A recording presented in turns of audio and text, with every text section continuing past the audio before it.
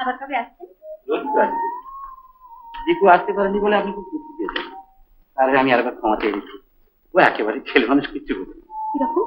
আগের সময় বললো দীপু চল, বলে না আমি যাবো। ও পুতুল গলা নিয়ে ব্যস্ত। ওর হয়তো ভালো লাগে না। না তা নয়, আসলে কথাটা কি হচ্ছে জানেন, লোকেদের সঙ্গে কি করে মিশতে হয় জানি। আচ্ছা ঠিক আছে আমি জানি, কিন্তু একসাথে কি কথা আগে বলি? ও যখন এখানে আসবে না, ওকে নিয়ে হাসাহাসি করবে, বড় অসুবিধা। আমি আর হাসবো না, আপনি ওকে নিয়ে আসবেন। নমস্কার।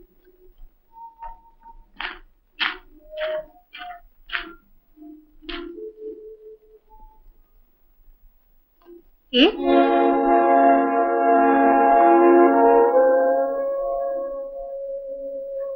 আপনি আপনি এখানে দাঁড়িয়ে?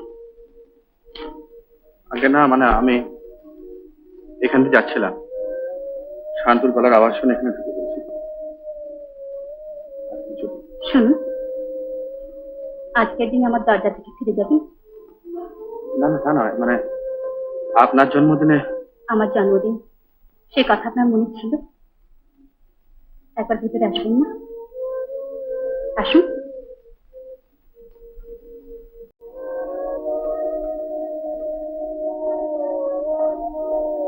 ওই আসুন।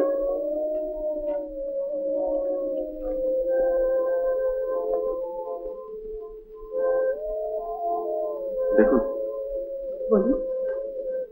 বলছিলাম যে অনেক রাত হয়ে গেছে। কেন, কেউ বলবে? না। আসেননি কেন? রাগ করে না উপহার দেবার ভয়? ওমা, ওটা কি? বাহ, বেশ সুন্দর তো। আমার জন্য এনেছেন? না না, এই সামান্য জিনিস এ নিয়ে আপনি কি করবেন? তবে এটা এনেছিলেন কেন? এই যে সামান্য জিনিস আমার যোগ্য নয় তা তো জানতেন। জানতাম, তবু দেখুন, আপনি আমায় ক্ষমা করবেন। আচ্ছা নমস্কার। শুনুন,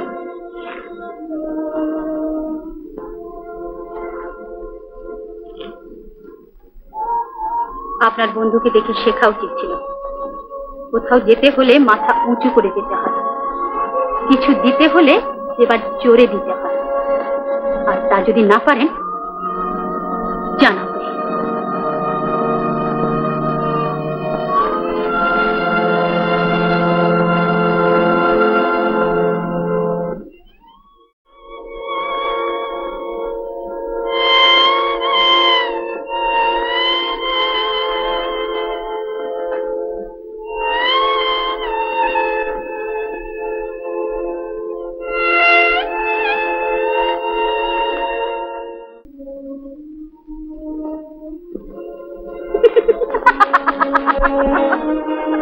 তুই ঠিক জানিস, তুই না গেলে ওখানে আমার যাওয়া হবে।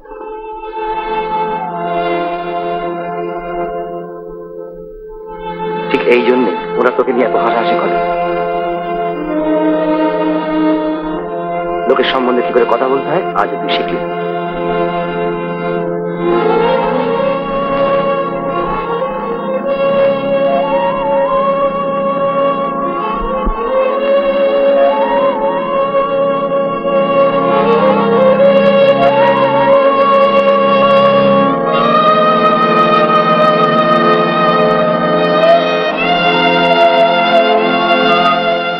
মালতী গোমরে করে ওই কানাকানি।